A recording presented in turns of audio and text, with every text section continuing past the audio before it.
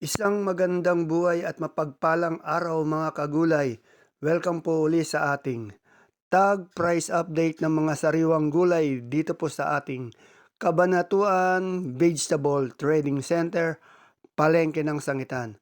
Muli po samahan niyo po ako magtanong ng mga price tag ng mga gulay dito sa ating bagsakan para meron po tayong idea, basehan sa mga presyo ng mga gulay na ating pong magagamit pag tayo po'y nangalakal o mamili ng mga gulay dito po sa ating bagsakan. Simulan po natin ang ating pagtatag price sa talong. Sa talong po natin, nasa 20 hanggang 35 pesos po isang kilo. Sa atin naman pong siling panigang, nasa 20 hanggang 25 pesos po per kilo. Sa kamatis po natin, medyo tumaas ng konti ng bahagya. Nasa 9 hanggang 10 pesos po per kilo. Dati po nasa 7 lang yan. Ngayon 9 and 10 na po. Sa upo po natin, nasa 150 po isang bundle. Sa atin naman pong pipinong bakla ay nasa 30 pesos po per kilo or 300 pesos per bundle. Sa sapiyang kalabasan po naman natin, tumaas po siya, nasa 40 hanggang 45 pesos po per kilo or 450 isang bundle. Sa ating kalamansi, nasa 1,800 isang buriki o isang red bag or 30 kilos po. Sa ating mansitaw po, medyo umaangat din po siya, nasa 1,003 hanggang 1,006 po isang bundle. Yung ampalaya po natin ay nasa 65 pesos po per kilo. Sa ating pong puso ng saging, nasa 25 pesos po per kilo or 250 isang bundle. Yung sa ating mais, yung dilaw nating mais, nasa 13 hanggang 15 pesos po per kilo. At yung ating puti naman po ay nasa 30 pesos po per kilo or 300 isang bundle. Sa ating lasuna po, napakamura ng lasuna natin, nasa 28 pesos po per kilo. At yung ating sampalok po ay nasa 40 pesos po per kilo.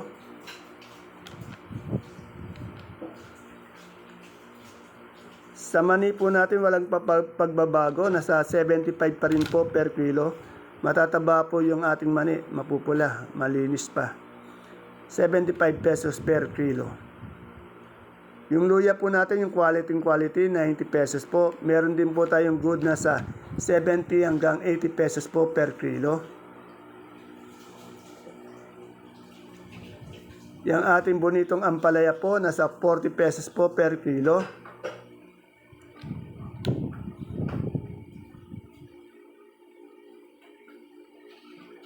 Sa mga kamote naman po, yung ating Taiwan Sea na quality, nasa 50 pesos po.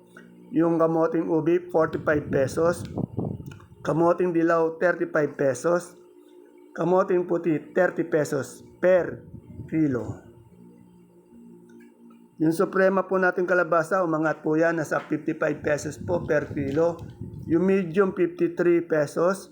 Yung ating small po, nasa 50 pesos po per kilo. Sa ating pong gabing galyang na puti, nasa 30 pesos po ang isang kilo. Yung gabing galyang na pula po, 28. At yung sinibuyas po natin, nasa 65 pesos per kilo. Sa ating pong talbos ng kamote, 8 pesos po. Wala po tayong saluyot kanina. Yung kulitis po natin, nasa 40 pesos po per kilo. Sa ating pipinong puti naman po, nasa 30 hanggang 35 pesos po per kilo. Yung ating papaya po ay nasa 25 pesos per kilo.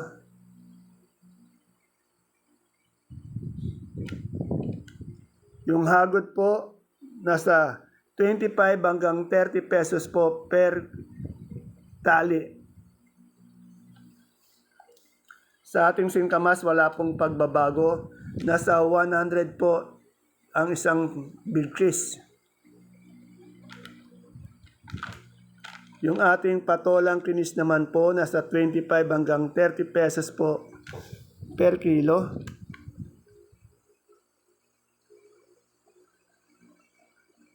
At yung Taiwan na sili po natin, wala na talagang pag-usad. Nasa 50 pesos po per kilo. Napakababa ng ating siling Taiwan o siling labuyo.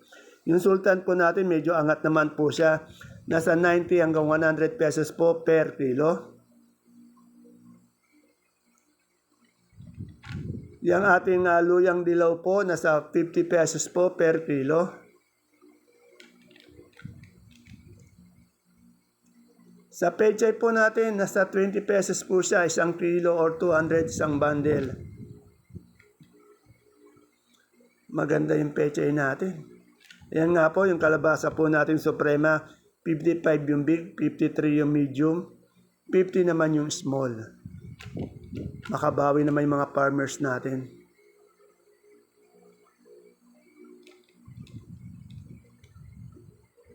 Ayan po, yung ating dahon ng sili ay nasa 60 pesos po per kilo. At yung ating talbos ng kangkong naman po, per tali po, 5 piso.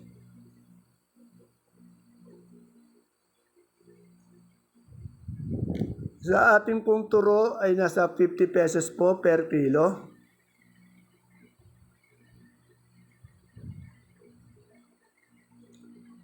Ayan po yung ating mustasa. 25 po, isang kilo or 250 isang bundle. Siling panigang natin, walang pagbabago. Nasa 20 hanggang 25 pesos po per kilo. Taiwan lalo na po, napakababa ng Taiwan. Lalong bumababa araw-araw, 50 pesos po per kilo. May peche din dito, nasa 20 pesos po yan per kilo. Kay Miss Marian po yan.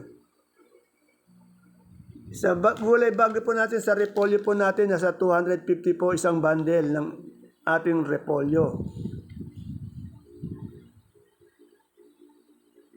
At sa atin namang pong peche bagyo, ay nasa 280 pesos po per bundle.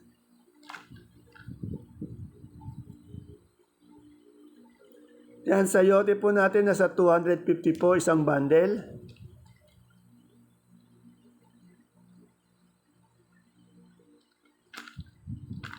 Sa patatas po natin, 550 pesos isang bundle.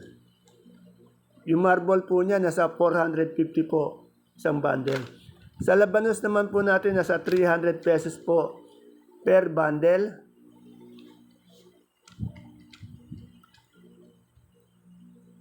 At yung ating carrots, maganda po, medyo umangat siya, ay nasa 1,300 pesos po per bundle. Maganda yung carrots natin, maputi, malinis, mahaba. Sa ating pong broccoli, per kilo po ay nasa 70 pesos ang isang kilo ng broccoli. At sa atin namang pong cauliflower po, isang kilo po nasa 60 pesos. Yung ating pong siling red bell, 180 po isang kilo. At yung ating green bell po, yan po, nasa 200 pesos po isang kilo. Sa atin namang pong celery, ay nasa 100 pesos po isang kilo.